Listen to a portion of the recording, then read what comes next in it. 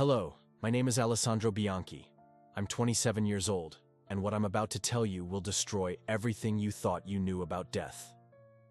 13 years ago, my closest friend looked me directly in the eyes and said, "Alessandro, I'm going to die on September 14th, 2006, but on that day, your father will live." I laughed. I thought he was joking. Francesco always said strange things, profound things no 14-year-old should know. But brother, sister, when September 14th, 2006 arrived, when I saw my best friend's body in that mahogany coffin, when my father walked into my room crying with his latest biopsy results in his hands, everything changed. That day I didn't just lose my best friend. That day I discovered that Carlo Acutis wasn't an ordinary boy. And what I'm about to reveal now, what nobody knows, what I've kept silent for 13 years for fear of being called crazy, is something that will make you question everything you thought about miracles, about death, about eternity. Because Carlo didn't just predict his death. Carlo showed me things no human being should be able to see. And if you're watching this video right now, it's not a coincidence. Carlo told me someone like you would see it. He told me someone who needs to hear this would find it at exactly the perfect moment. I'd love to know where you're watching this from. Drop your country in the comments below and subscribe to Divine Testimonies if you haven't already. Each week we share stories that science can't explain. Stories that could transform your understanding of what's possible. Are you ready to know the truth? Are you ready to discover the secret that Carlo Acutis entrusted to me 2 weeks before his death? Because I warn you, brother or sister, after hearing this, your life will never be the same. Mine wasn't. It was August 2006. The Italian summer was ending, and the leaves on the trees near our school in Milan were beginning to take on that golden color that announces autumn. I was 14 years old. Carlo was too. We had been inseparable since we were 8 years old when his family moved to the apartment next to mine on Via Giovanni Battista. We shared everything: video games, homework, secrets, teenage dreams that still believed the world was a place full of infinite possibilities. But that August, something in Carlo had changed. His eyes, which always shone with that contagious joy everyone knew, now had a different depth. It was as if he could see things the rest of us couldn't see, as if he knew things we didn't know. I remember during breaks, while everyone played soccer or talked about girls, Carlo would sit on the benches in the courtyard looking at the sky with an expression I can't describe. It wasn't sadness. It was something deeper. It was as if he was having silent conversations with someone we couldn't see. I would ask him, "Carlo, are you okay? You seem different." And he would respond with that gentle smile of his, "I'm more than okay, Alessandro. I'm exactly where God wants me to be." At that moment, I didn't understand what he meant. Now I do.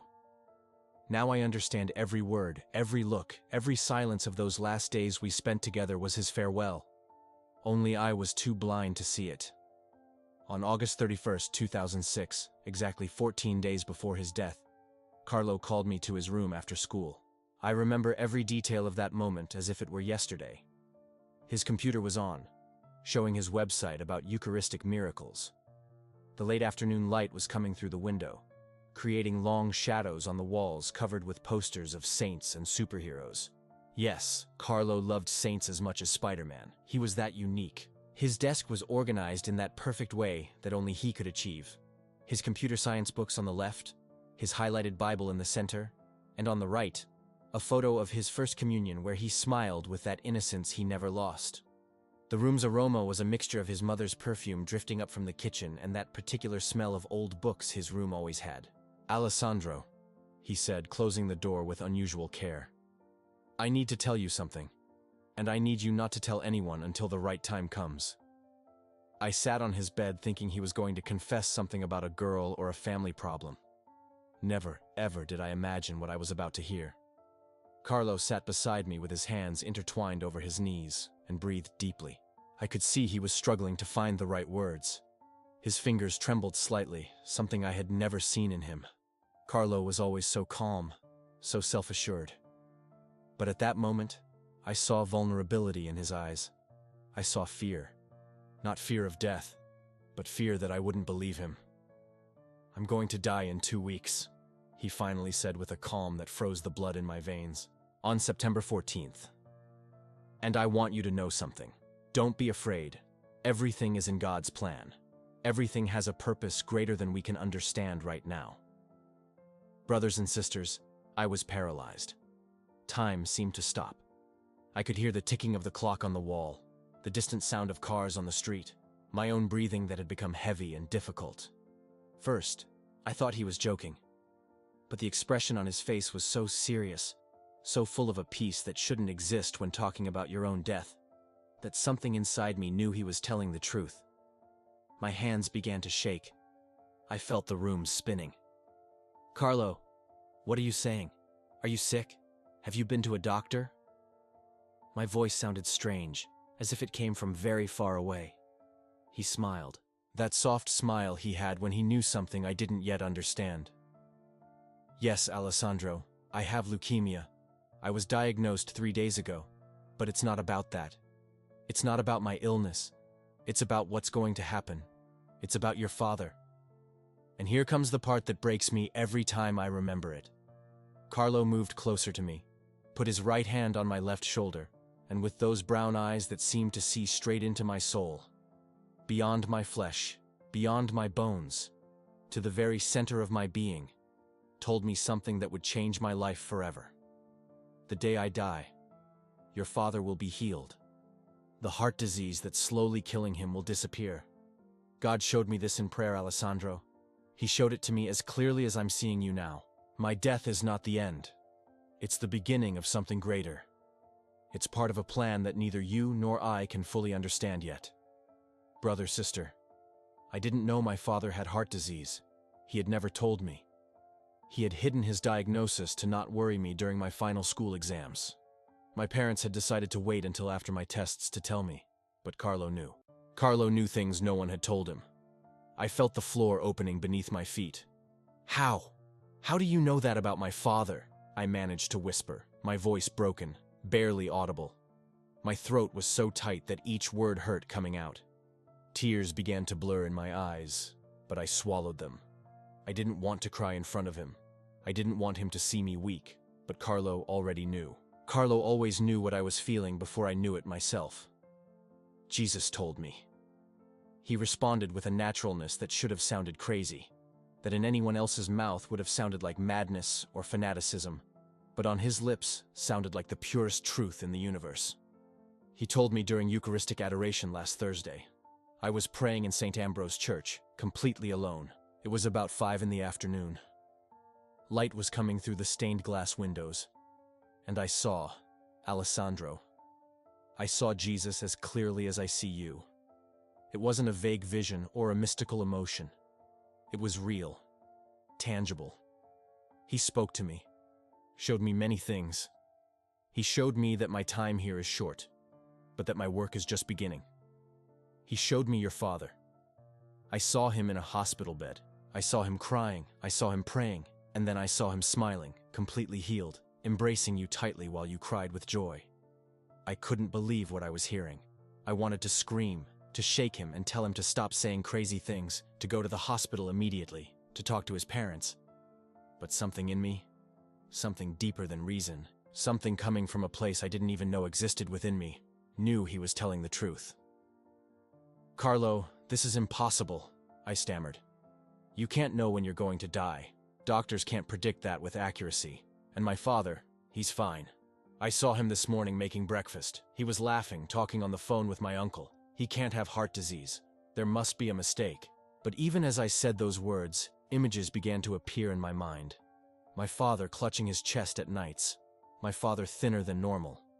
My mother with that constant look of worry that I had noticed, but ignored. The frequent visits from my aunt. The conversations that stopped abruptly when I entered the room. All the pieces suddenly fit together like a macabre puzzle. Carlo nodded slowly. Your father has been hiding it from you, Alessandro. He has advanced heart failure. The doctors gave him 3 months to live, maybe less. Your parents were planning to tell you this weekend. That's why your aunt has been coming so often. That's why your mother has been taking so many days off from the gallery. I rose from the bed, staggering. My legs barely held me. I had to leave that room. I had to go home and ask my father if it was true. But Carlo grabbed my arm with surprising strength. Alessandro, wait, there's more. You need to hear everything. His voice had changed. It was no longer the voice of my 14-year-old friend. It was something different, something older, wiser. When I die, and my body is laid out in St. Maria Church, I want you to bring your father. I want him to touch my coffin. I want him to pray. That will be the moment, the exact instant when God will heal him. I've seen it, Alessandro. I've seen his face transform. I've seen the tears of joy. I've seen the miracle. I sat back down because my legs couldn't take anymore. The tears finally began to fall down my cheeks uncontrollably. It was all too much. Too much information. Too much pain. Too much impossible. Why are you telling me this? Why now? My voice was barely a broken whisper. Carlo hugged me. It was a long, strong, desperate hug. A farewell hug. Because you need to be prepared. Because when it happens, when I'm gone, and your father is healed, you need to tell the world what happened. You need to be a witness to God's power. That is your purpose, Alessandro. That's why God showed this to me first. To prepare you. The following days were the strangest of my life. Each morning I woke up thinking it had all been a horrible nightmare, but then I would see Carlo at school, weaker each day, and I knew it was real. That same night, after Carlo revealed everything to me, I went home and confronted my parents. My father was sitting at the kitchen table with medical papers spread out in front of him. My mother was on the sofa with red eyes from crying so much. When I entered and directly asked them if it was true, if Dad had heart disease, the silence that followed was deafening. My father closed his eyes and dropped his head into his hands. My mother started crying again. "How did you know, Alessandro?" my father finally asked. I couldn't tell them Carlo had told me. I couldn't explain that my best friend had received a vision from Jesus. I simply said I had overheard them by accident. That night my family sat together, and they told me everything. The diagnosis, the prognosis, the treatments that weren't working, the limited options, the time they probably had left together. I cried until there were no more tears left in my body. During the following days, I watched Carlo with a mixture of awe and terror. He kept coming to school, although he was clearly ill. His skin had taken on a pale, almost translucent tone. He had dark circles under his eyes, but his spirit, his faith, his inexplicable joy never diminished. He spoke to everyone with the same kindness as always, helped the teachers, smiled at classmates who weren't even his friends. And every time he looked at me, there was something in his eyes that said, "Trust, everything is okay. Everything is part of the plan." If you've been touched by this story so far, I ask you to do something special.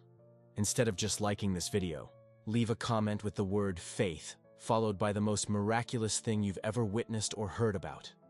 Let's create a community of believers who aren't afraid to share what others might call impossible.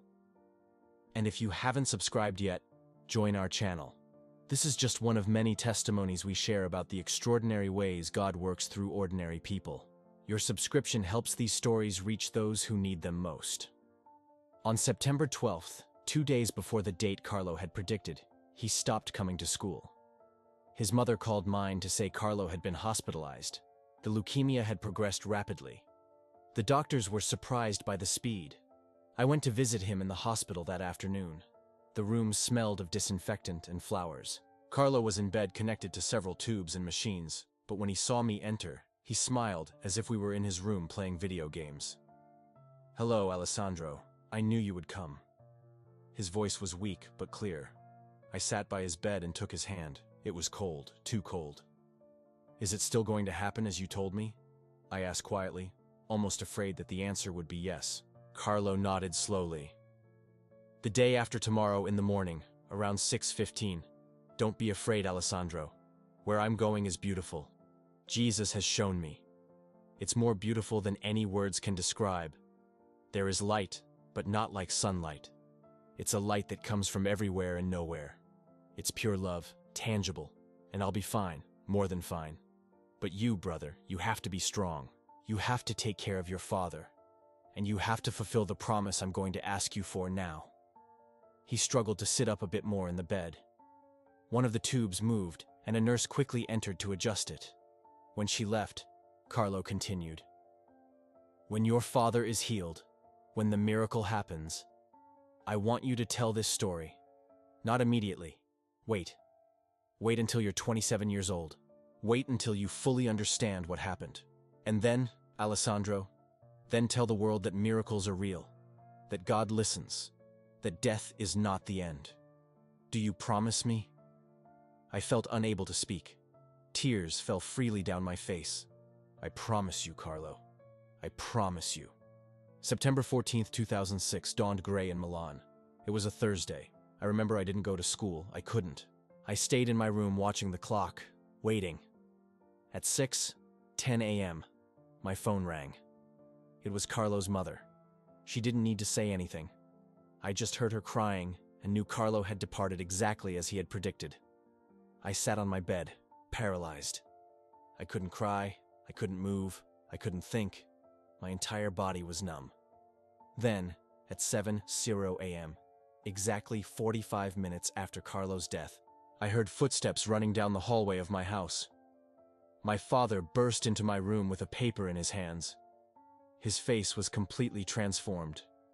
It was no longer the face of a sick and frightened man. It was the face of someone who had just witnessed the impossible. "Alessandro! Alessandro! You won't believe it!" he shouted between tears and laughter. The results of the emergency echocardiogram they did on me yesterday. My heart, Alessandro. My heart is functioning normally. It's completely healed. The doctors can't explain it. They say it's medically impossible.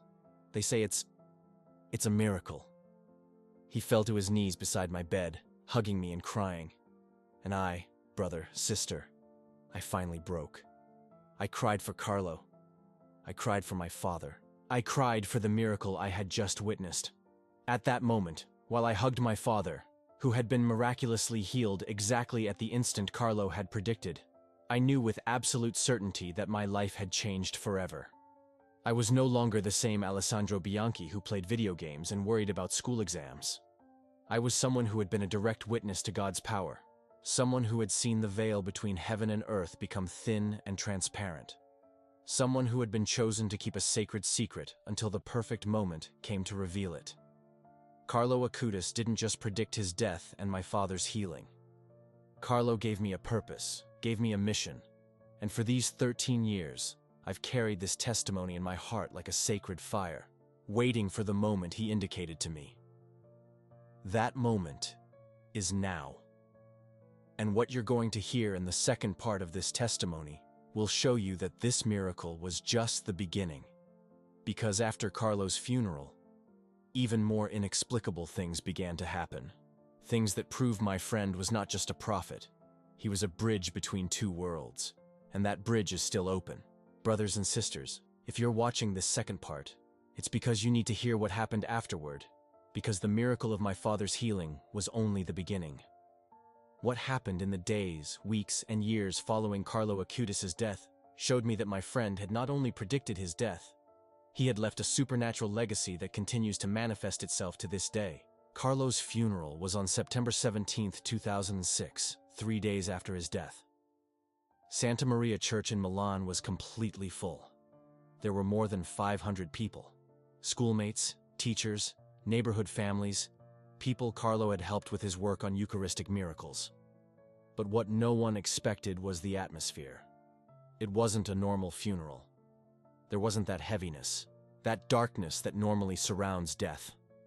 There was something different in the air, a peace, a presence, something I can't explain with words, but that all those present felt. My father, who had been miraculously healed 3 days earlier, stood next to me. The doctors had done 3 more echocardiograms after the first. All the results showed the same thing. The heart failure had completely disappeared. The doctors wrote in his file the words they feared to use: inexplicable, spontaneous remission. But I knew the truth. It wasn't spontaneous remission. It was the miracle that Carlo had predicted with millimetric accuracy. During the funeral, Father Lorenzo, who had been Carlo's confessor, spoke about his life. He told things I didn't know. He told how Carlo would get up every day at 5 a.m. to go to Mass before school, how he fasted on Fridays for sinners, how he spent hours in Eucharistic adoration, how he had a special devotion to the Virgin Mary. But what impacted me most was when Father Lorenzo said something that froze my blood. Carlo confessed to me 3 weeks before his death that God had revealed to him he would depart soon. He told me he wasn't afraid. He told me his death would have a purpose. He told me that through his death, many would come to know Jesus' love. Brother, sister, at that moment I remembered everything Carlo had told me. Every word, every prophecy, and I understood that I wasn't the only one he had confided his secret to. He had been preparing others as well. After the Mass, as people approached the coffin to say goodbye, my father took my hand. Alessandro, I need to get closer. I need to thank Carlo for my life. We walked together to the front of the church. Carlo's coffin was mahogany, simple, beautiful. There were flowers everywhere, especially white lilies, which were his favorites. When my father placed his hand on the coffin, something extraordinary happened. It wasn't something only I saw. There were dozens of witnesses. The temperature in the church changed. Suddenly it felt warmer, but not like a stifling heat. It was like being wrapped in an embrace. And then, brother, sister, then something occurred that still takes my sleep away when I remember it. From the coffin began to emanate an aroma. It wasn't the smell of the flowers. It was something completely different. It was sweet, but not cloying. It was like vanilla mixed with lilies, but purer, more celestial. It was the same aroma that, according to the saints, surrounds holy people. People around began to whisper, "Do you smell that? Where is it coming from? It's as if heaven has opened." My father knelt beside the coffin and began to cry. But they weren't tears of sadness. They were tears of profound gratitude, of recognition that something supernatural was happening. "Thank you, Carlo," he whispered again and again. "Thank you for my life. Thank you for the miracle." But what happened next was even more shocking. A woman who was in line behind us, an elderly lady I didn't know, suddenly shouted. It wasn't a scream of fear. It was a scream of amazement. "I can hear! I can hear!" She removed the hearing aid she was wearing and began to cry. "I've been almost completely deaf for 25 years. The doctor said there was nothing they could do, but now I can hear. I can hear clearly." People began to gather around her. Her daughter embraced her in disbelief.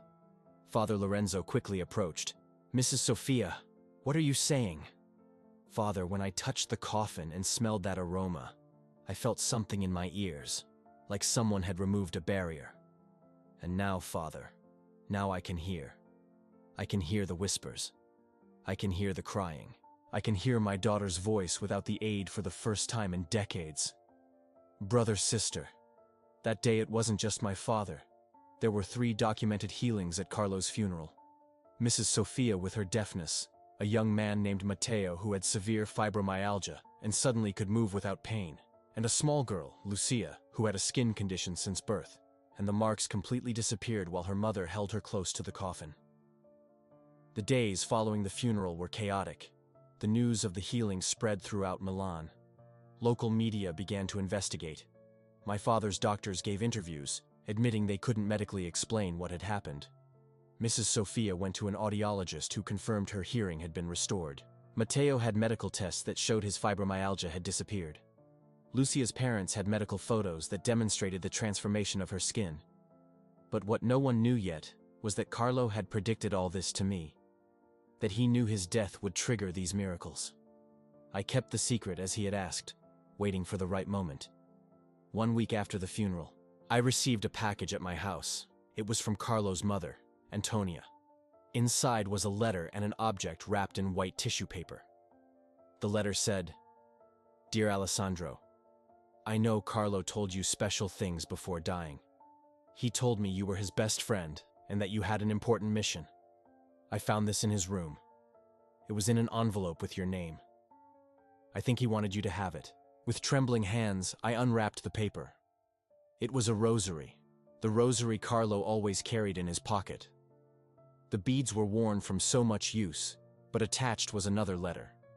This one was from Carlo, handwritten, dated September 12, 2006, 2 days before his death. Brother, sister, when I read that letter, I cried like I had never cried before.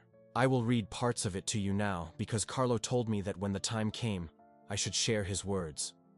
Dear Alessandro, if you're reading this, it means I've already gone.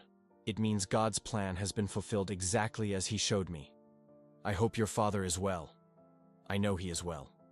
I saw him in my vision healthy and happy, embracing you tightly. But I need you to know something else. The coming years will be difficult for you. You will have doubts. You will wonder why I had to die so young. You will wonder why God allows suffering. But Alessandro, my brother, suffering is not the end. It's the path. It's through my suffering that your father was healed. It's through my death that others will find life. Jesus showed me that my body will not decay like normal bodies. He showed me I will be beatified. I know it sounds crazy. I know you'll think I was delirious from the illness, but I wasn't. I was more lucid than ever. And when that happens, when they beatify me, I want you to remember this letter. I want you to remember that I told you years before.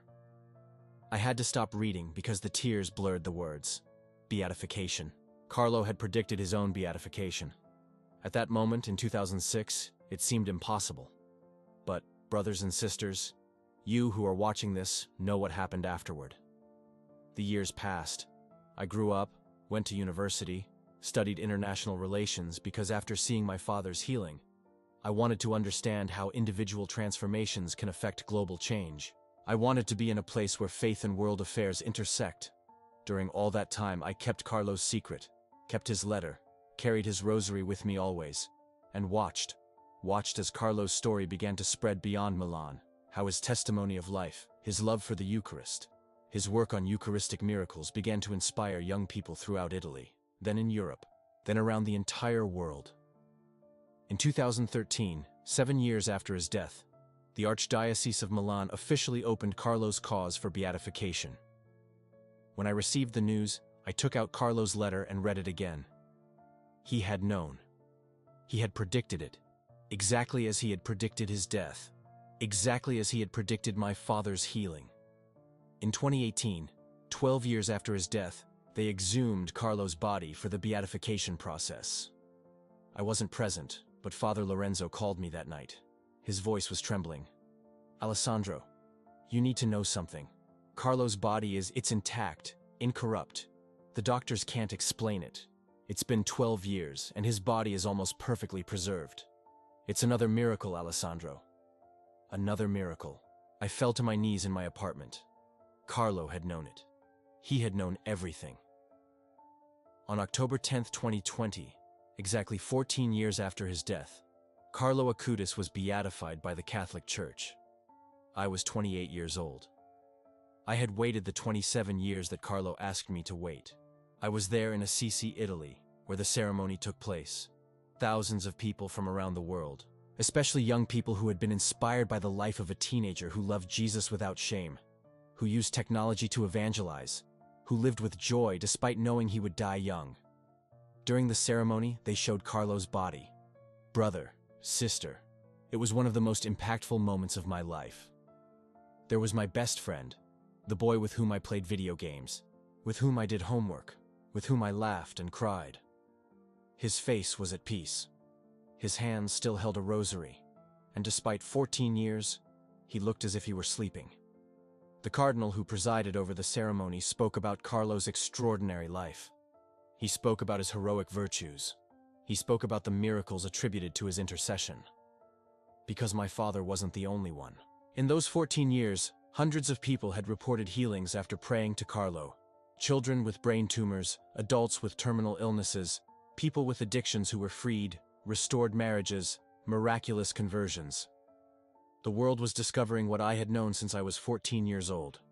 Carlo Acutis was a saint, but there was something more that only I knew, something Carlo had asked me to reveal only after his beatification.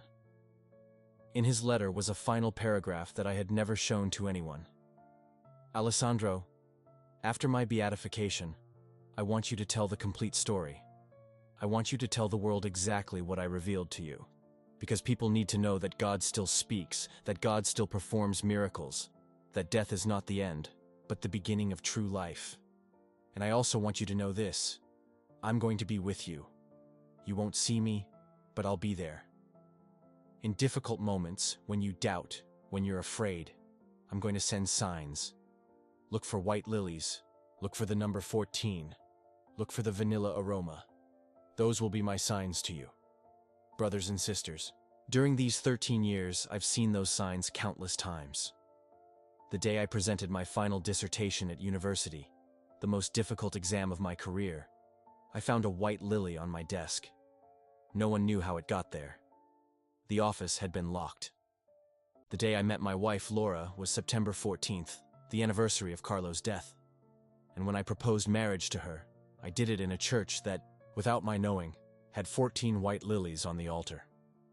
When my first child was born on the 14th of March at 1:14 in the afternoon, the midwife commented that she had never seen such an easy birth, and that the room had a strange aroma, like vanilla. Carlo was fulfilling his promise. He was there, interceding, guiding, protecting. After the beatification, I felt the time had come to share my testimony publicly. I started slowly, first with my family, then with close friends, then with my local church. The reactions were varied. Some believed me immediately, others were skeptical. Some even accused me of making up the story for attention. But I had proof. I had Carlo's letter written in his own handwriting dated 2 days before his death, predicting his beatification.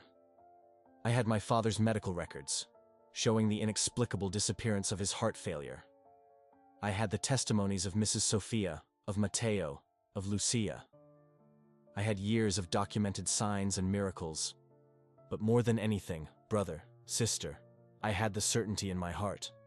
The certainty of someone who has seen heaven touch earth. The certainty of someone who has been a direct witness to the supernatural power of God. In 2022, 16 years after Carlo's death, I decided to create this video testimony. I prayed for months about when and how to share it, and clearly felt this was the moment. That there were people around the world, especially in English-speaking countries, who needed to hear this story, who needed to know that miracles are real, that faith is not a psychological crutch, but a door to the supernatural. My father, who is now 62 years old and completely healthy, said to me when I told him I was going to make this video, "Alessandro, tell everything. Don't be afraid. Tell how Carlo saved my life. Tell how that 14-year-old boy was a prophet. Tell how God uses young people to do extraordinary things." And that's exactly what I'm doing today. Brothers and sisters, I want you to understand something fundamental. Carlo Acutis wasn't perfect because he was special. He was special because he chose to be holy. He was a normal boy. He liked video games. He loved superhero movies.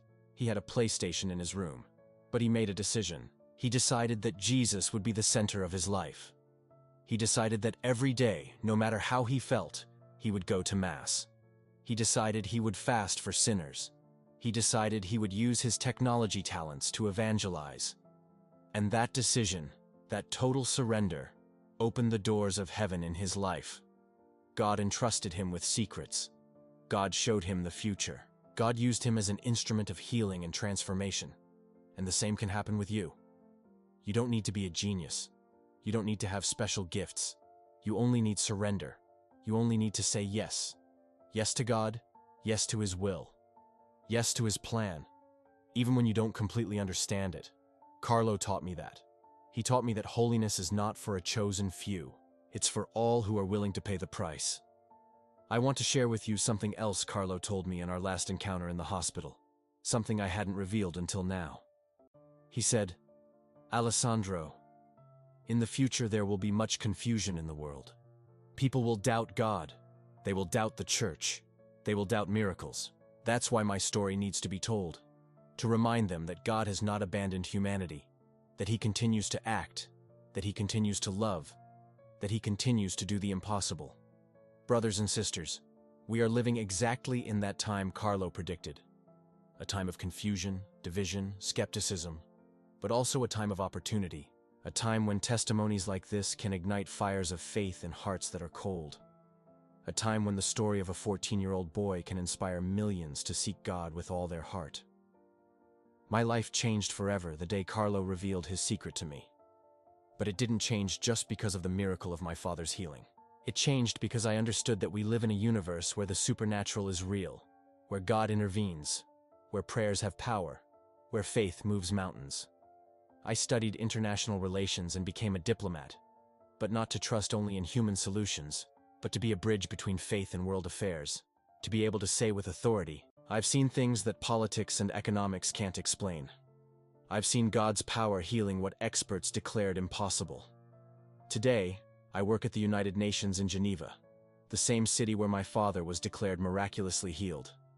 And every time I see a difficult global crisis, a seemingly insurmountable challenge, a family without hope, I tell them about Carlo. I tell them about the miracle, and I offer to pray with them. Some accept, others refuse. But those who accept, brother, sister, those who accept have seen extraordinary things. I've seen conflicts resolved that seemed impossible to solve. I've seen global health challenges overcome that seemed insurmountable. I've seen God's hand move in response to faith. Are all healed? No. And that's something I've had to learn. Not everyone receives the physical miracle. Some receive the miracle of peace amid pain. Some receive the miracle of faith amid despair. Some receive the miracle of family reconciliation before departing. God is sovereign. He decides. But one thing is certain. He responds, he listens, he acts. My father was healed because that was God's plan, because his healing would be a testimony to Carlo's power, because his life had a purpose that was not yet fulfilled. He has dedicated the last 16 years to sharing his story. He has traveled throughout Italy. He has spoken in churches, at conferences, on radio programs. He has inspired thousands with his testimony. That was the plan. Carlo saw it. Carlo knew it. Carlo prophesied it, and it was fulfilled exactly as he said. Now, brother, sister, I want to ask you. Now, brother, sister, I want to ask you a direct question. Why do you think this testimony reached you today? Do you believe it's coincidence? I don't believe in coincidences.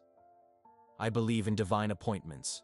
I believe God orchestrated this video to reach your life at this exact moment because there's something He wants to tell you. Maybe you're going through an illness and need to know God still heals. Maybe you lost someone you love and need to know death is not the end. Maybe you've doubted your faith and need to know God is real, that miracles exist, that it's worth believing. Whatever your situation, this testimony is for you. Carlo told me that when I shared his story, specific people would find it. People God is calling. People who are destined to do great things for His kingdom. Are you one of those people? If something in your heart moved while you listened to this story, if you felt something deeper than emotion, if a flame of hope was ignited in your spirit, then yes, brother, sister, this message is for you. And Carlo is interceding for you right now from heaven. He's praying that your life will be transformed, that you'll experience God's power in the way you need to experience it. Before finishing, I want to pray for you. I want to do what Carlo did for me. I want to intercede for you as he interceded for my family. Heavenly Father, in the mighty and powerful name of Jesus, and through the intercession of blessed Carlo Acutis, I ask for each person watching this testimony. Lord, you know exactly who they are. You know their names, their struggles, their pains, their needs. Some are sick and need healing. Touch them right now. Some have lost faith and need an encounter with you. Reveal yourself to them in a personal way. Some are in impossible situations and need a miracle. God of the impossible, intervene. I ask that just as you used Carlo's death to heal my father, you use this testimony to transform lives today. May each person who heard this story with an open heart experience your presence in a tangible way. May they feel your love. May they know your power. And may they never again doubt that you are real, that you are alive, that you continue to perform miracles. In Jesus' name, amen. Brother, sister, thank you for watching to the end. Thank you for listening to the secret I kept for 13 years. Please share this testimony. Share it with someone who needs hope. Write in the comments which country you're watching from. Tell me if this testimony touched your heart, and if you know about Carlo Acutis. If you've experienced any miracle through his intercession, share it. Your testimony might be exactly what someone else needs to hear. Remember the words Carlo always said, "We are all born as originals, but many die as copies." Don't be a copy, brother, sister. Be the original God designed. Live with purpose. Live with faith. Live as Carlo lived, and prepare yourself to see miracles. I'd love to connect with this incredible community we're building here on Divine Testimonies. If this story moved you, please subscribe to our channel and hit the notification bell. We share powerful testimonies like this every week from people whose lives have been transformed by encounters with God. Each subscription helps these stories reach someone who desperately needs to hear them, and I'm genuinely curious. What part of Carlo's story resonated most with you? Was it the predictions, the healings, or perhaps his ordinary life lived with extraordinary faith? Share your thoughts in the comments below. And if you've ever experienced something that science can't explain in your own life, no matter how small, I'd be honored if you'd share it with our community. God bless you abundantly. Blessed Carlo Acutis, pray for us.